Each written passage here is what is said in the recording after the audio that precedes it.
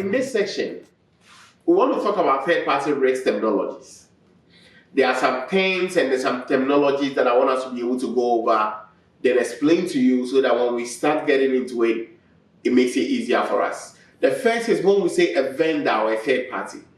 A vendor is an individual or an organization that is providing services or goods to an entity or an individual.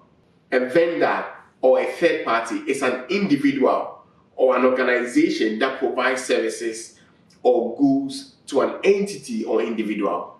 And I explained TPRM and VRA in the previous video, so you'll be able to understand it better as we go ahead. Now, the next one is the business owner or the line of business.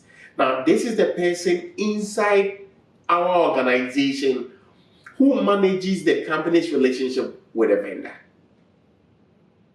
The business unit is a part of the organization that requires the services of the vendor.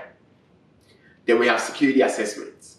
Security assessment is the process of reviewing completed questionnaires to identify weaknesses or to validate the controls that they have in their environment.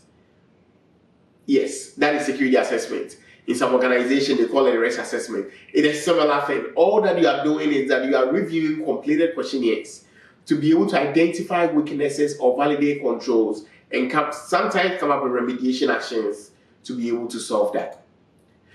Now, information gathering documents. Now, mostly this is an Excel template spreadsheet that contains questions that need to be completed by the relationship manager. Information security questionnaire is also an Excel template or an Excel spreadsheet that contains questions that need to be completed by the vendor. Now you see the difference. The gathering document is what the business unit is filling out. The information questionnaire is what the vendor is also filling out.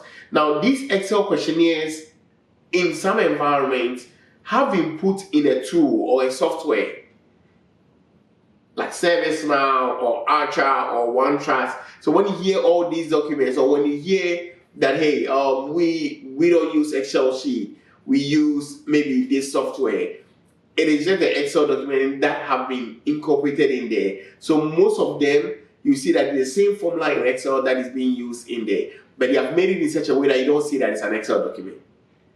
All right. Now, the next one is issues. Now, issues are areas of non-compliance or risk or findings. And so, whenever there's an audit, there's a finding that comes out. Findings are things that we are not in compliance with or any risk that is being identified. And those are the things that are being noted as issues. Follow-ups.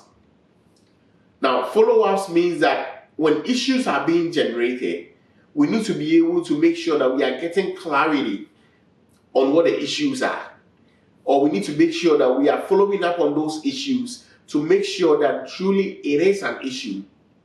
Because some questions might not be answered appropriately in how we want them to be answered. So we need to be able to do a follow-up and to ensure that those questions are answered appropriately.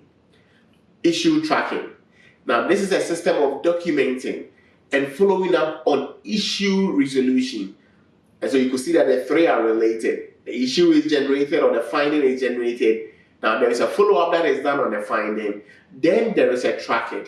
Why? Because we don't want to lose track of those findings. But we want to be able to track those findings and make sure that we are remediating or we are mitigating the risk that is involved.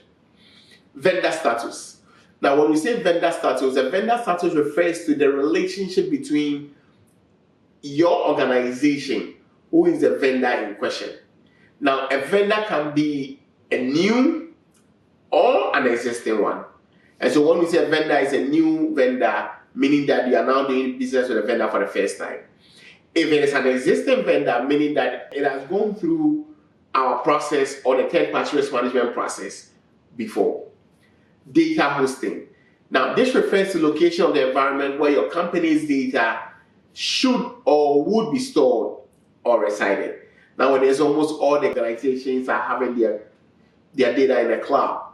And so you see that data hosting, most of the organizations or their information or data is being stored in the cloud. Data transmission.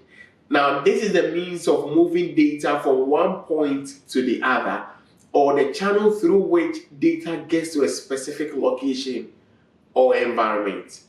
So in our vendor risk management process, you realize that we are asking that, are you going to transmit data? Are you going to store data? If the answer to us yes, how is that transmission being done? Are you using a VPN, that is a virtual private network? Are you willing to use our VPN that we have in our organization? And these are things that you need to be able to think through and answer as you are going through those questionnaires. Now, the next one is application or software hosting. Now, where the vendor's application will reside or will be hosted, that is where we are talking about. Now, where the vendor's application will be stored. Remember, that is different from where would the data be stored. The application is stored at a different location than the data. And so you need to be able to know the difference in the two. And the system access, where a vendor is granted access to an organization. Now, which part of the organization? Their assets, their infrastructure, or the application? Is it a vendor that has to come in person to the office? If they are coming in person, what do they need? They need a key card to be able to get access into the environment. And that's when your authentication and authorization also comes in play. So be mindful of that also. Then we want to talk about almighty PI. When we say PI, that is where many people start, oh yeah, PI. Now PI stands for personally identifiable information. Now PI is a piece of information that directly identifies an individual. It could be your name, your social security number, your NI number, your credit card, your passport number, anything that we can use to identify you. You'll be able to classify that as PI. And I did an extensive video on that in our previous class, in the risk management framework class. So you can be able to look through those terminologies and we really define and went into details. Data classification. Now, when we say data classification, whenever you see classification, think about it as categorizing or grouping. So we are saying that we are putting our data into the right category or the right bucket. And that is data classification. It could be high, it could be restricted, highly restricted, general, or business. And we'll go more into that as we go through this class. Now, vendor tiering. Vendor tiering simply means that you are putting your vendors into the right category. And whenever you hear tiering, just think about rating. So vendor tiering or vendor rating. Then we have engagement type.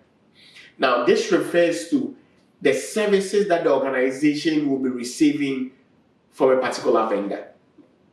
Now,